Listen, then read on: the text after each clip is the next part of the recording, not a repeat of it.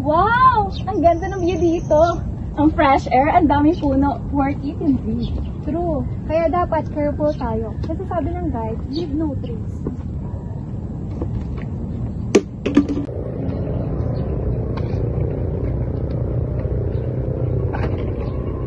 Teya, Relax lang guys. Isang bote lang naman yan.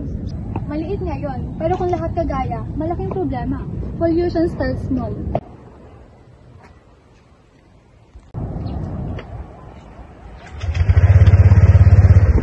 kung gusto mo talaga ma-enjoy ang travel, be responsible. Dito basurahan, no?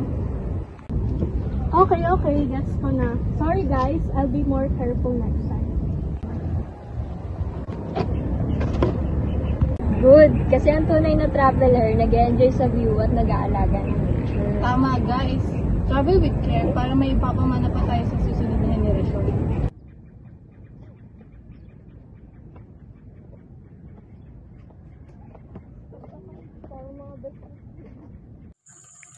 Taking care of nature is important because the natural environment provides the essential services that underpin all human life, including the air we breathe, the water we drink, the food we eat, and the raw materials for our economy.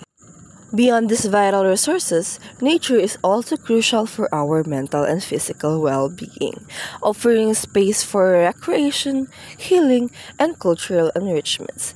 Ecosystems such as forests and oceans play a critical role in regulating the global climate by absorbing carbon. When we degrade nature, we jeopardize not only these life support systems for current and future generations, but also the extraordinary biodiversity that holds potential medicinal and scientific value.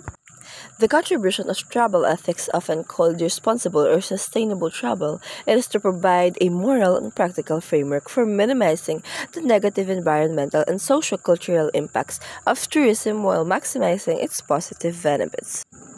Ethical travel encourages making conscious choices to support conservation efforts, such as adhering to leave no trace.